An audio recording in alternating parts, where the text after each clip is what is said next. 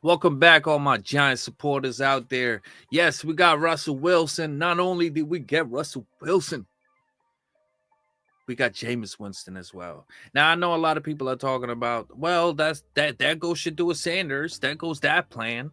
We're either gonna get Hunter or we're gonna get Abdul Carter. Some people are even saying, oh, we should trade down. There's nothing up in this draft. We should wait to the 2 and 3. That's where the real meat and the bone is, and blah blah and blah blah and blah blah.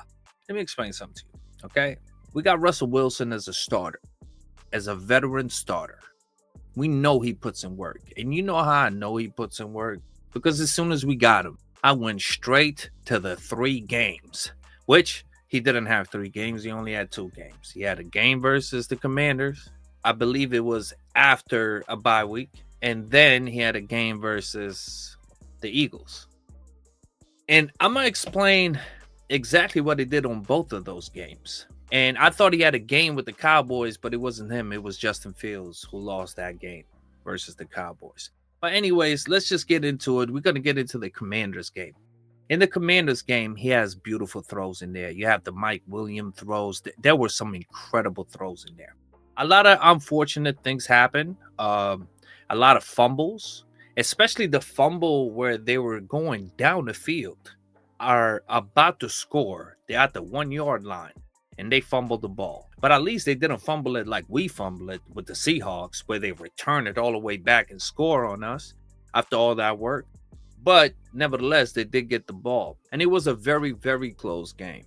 But it was only a close game because of the Steelers' defense. Because Eckler was just running through them. Eckler was just punishing them. Eckler was looking like a King Henry out there. Like he was literally running over the Steelers defense.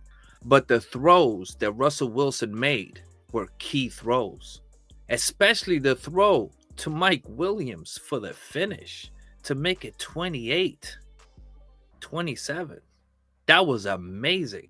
Like the drops and the buckets. I mean, if you just watch his highlights from last year, you see this man drops nothing but buckets everywhere, like all over the place. The only unfortunate thing is he's a bit short. So when defenders put their hands up, sometimes they block it and get in the way.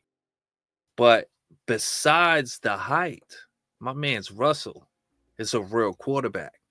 To me, he seems more of a quarterback that's for the wide receiver. Like he does everything that fits the wide receiver. And that's why I'm so excited for Neighbors. I'm so excited for Hyatt.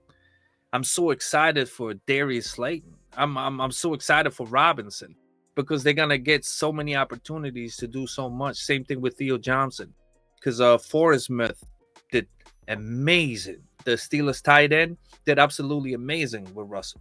Everybody like George Pickens looked like Justin Jefferson out there. He was having like an OBJ type of year.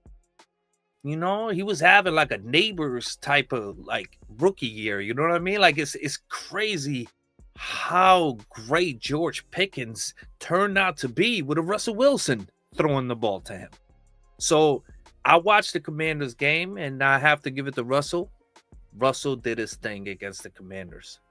And they should have won by way more, and it should have never been as close as it was. But even though it was as close as it was, it didn't matter. Russell still finished it off. Now, in the Eagles game, the final score doesn't tell the story. What really happened was Russell, just like the 2016 Eli Manning, went out there to handle business. He was throwing nothing but absolute darts. Not only was he throwing darts, he was out there evading and just being smart all around, like super intelligent. And he was breaking down their defense, even though their defense was like sturdy. The issue was the Steelers defense was having a little bit of trouble with AJ Brown, Devontae Smith, that offensive line, and Saquon Barkley. Obviously, they were having a tough time stopping them. But what really, really ended the game and really put the nail in the coffin was their running back, Najee Harris, the big guy. Yeah, he fumbled like really badly. He kind of didn't even fumble. He kind of like got the ball and kind of like dropped it. It was like, oh, but yeah. So he fumbled the ball, and that's what really ended that game. So he had nothing really to do with Russell because Russell was doing his thing, and Russell kept it a close game, and Russell could have possibly pulled it off if his team around him was stronger. And I believe the New York Giants are building a strong team around Russell Wilson. Now, let's get to the draft. So we got the 2 games out the way. Russell Wilson is a great addition. Jameis Winston being behind him is another great addition because you don't know if you can keep this 36-year-old quarterback upright and safe and, not get injured. If he does get injured, you still got Jameis Winston. He's going to come out there and he's going to slang it. He's going to give it his all. You know what I mean? So you got a good starting quarterback and you got a solid backup for little money. Now, we can keep Tommy DeVito as our third string, right? And just go into the season like that. Maybe pick up Hunter, maybe Abdul Carter. I would never go down. Out of those 4, Cam Ward, Shedeur Sanders, Abdul Carter, and Travis Hunter, if you're not going to pick one of those and you're going to go down, you're an idiot. Straight up. Because you can't go wrong with none of them. You know what I mean? So, like, I don't think anybody's going down at all. I don't think from the top 4, I don't think anybody's going down. So, I still believe we should draft Shedeur Sanders. Because the way Russell Wilson was talking, he uplifted me. He resold me on Dable. He inspired he brought Hyatt out of nowhere and was making it seem like, listen, they haven't tapped into this kid's potential. Russell Wilson, will do exactly that. And he was just out there, and the way he was talking, the leadership, I'm sorry, Daniel Jones did not even close have the type of attitude that I see in Russell Wilson in that presser. My goodness, he was killing that presser. He was absolutely murdering that presser. I didn't even know he was this well-spoken young gentleman. I didn't know that because I only seen I seen him play. Obviously, he's been a great player forever, but I've never really seen him in interviews like that. I've never seen his personality, and seeing him at the presser, I could just see him being able as a veteran to uplift the entire locker room from the defense all the way to the offense. And he knew every single player that's on the roster. He's not forgetting nobody. He was mentioning all of them. And that was making me so happy. Not only that, he knows he's going to start. And even if we draft a rookie quarterback, guess what? He can always sit back. Just like Mahomes did, just like Rodgers did, just like Jordan Love did, just like most QBs who end up doing really good do. Sit back.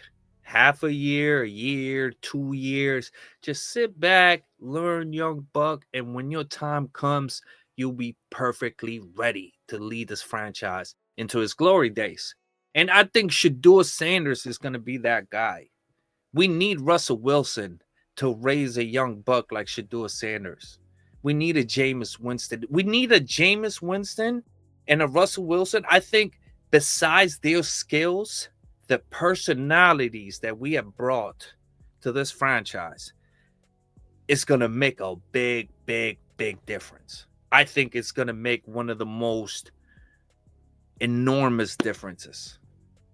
These 2 characters. My goodness. Maybe that's what we was lacking last year. Because it didn't make no sense because we know we have a talented team. And we know we have a team that can compete. But why they wouldn't, we couldn't understand. Why they always somehow find a way to lose a game. And that was leadership lack of leadership. And with Jameis Winston and Russell Wilson, I believe we have added to the leadership in the locker room. And I couldn't be happier about it. Now, I think if a Shedeur Sanders comes in, he's going to learn from 2 veterans who are so positive and so encouraging. I think only the sky's the limit at that point. I think Shedeur Sanders. I know everybody like Jackson Dart. Eli said Jackson Dart. Other people are saying Monroe.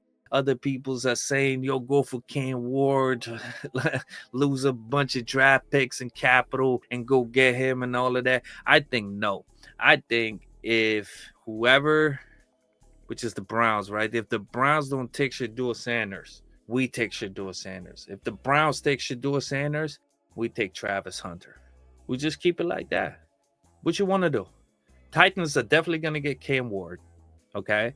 And if they don't, then the Browns are going to get Cam Ward. And he's not going to go to third, that's for sure. Shedeur is the scary one because he is going to go second to the Browns. But Dion doesn't want that. So, I don't know. Are we going to have like a Phillip and Manning trade with the Chargers? Are we going to do something like that? I don't know. But I tell you what, I feel so comfortable having a Russell Wilson as our quarterback and Jameis Winston to back him up. We got all these weapons. We beefed up the defense.